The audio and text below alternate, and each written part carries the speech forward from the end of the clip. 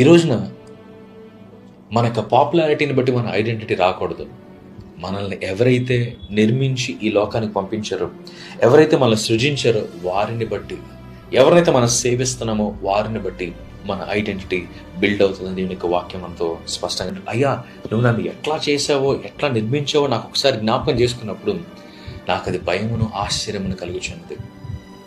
మన లాంటి క్రీచర్స్ ఈ లోకంలో ఎవరు లేరు. చాలామంది చెప్తారు ఏలియన్స్ ఉన్నారు, వేరే గ్రహాల్లో ఉన్నారు. దేవుడు మనల్ని నిర్మించినట్లుగా ఇంకా ఈ విశ్వంలో ఎవరిని నిర్మించలేదు. I believe that aliens does not exist. అదంతా ఒక మిత్ అని నేను అనుకుంటాను. ఎందుకంటే దేవుడు మనకి డూప్లికేట్ ఇంకెవరిని సృజించలా. We are the masterpiece. We are the masterpiece. దేవుడు నిన్ను సృజించినట్లుగా ఇంకెవరిని సృజించలేదు. ఈ రోజున నీ ఐడెంటిటీ నీ లైక్స్లో లేదు, నీ ఫాలోవర్స్లో లేదు, నీకు వచ్చే కామెంట్లలో కాంప్లిమెంట్స్లో లేదు, కానీ ఆ ట్రూ సిగ్నేచర్ ఇచ్చిన దేవుని మీద ఉంది.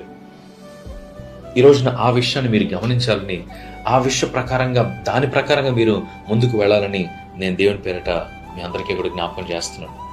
దేవుడు నిన్ను ఒక ఉద్దేశంతో నిర్మించినప్పుడు ఆ ఉద్దేశాన్ని నెరవేర్చాలని దేవుని సన్నిధిలో మీరు అడగండి. ఆ ఉద్దేశ ప్రకారంగా నన్ను చేయయ్యా, నన్ను హెచ్చించయ్యా, నన్ను నడిపించయ్యా, నాకు తలాంతులను దయచేయ్యా, నా జీవితంలో నేను ముందుకు వెళ్ళాలో నాకు తెలియజేయ ప్రభువా అని దేవుణ్ణి అడగండి.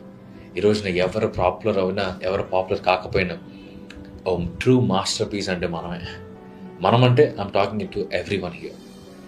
ఈ రోజుల్లో ఫేమస్ అవ్వడం ఎంత ఈజీ అండి. ఈ రోజుల్లో ఇలా ఫేమస్ అయ్యి అలా పడిపోయిన వాళ్ళు ఎంతమంది ఉన్నారు?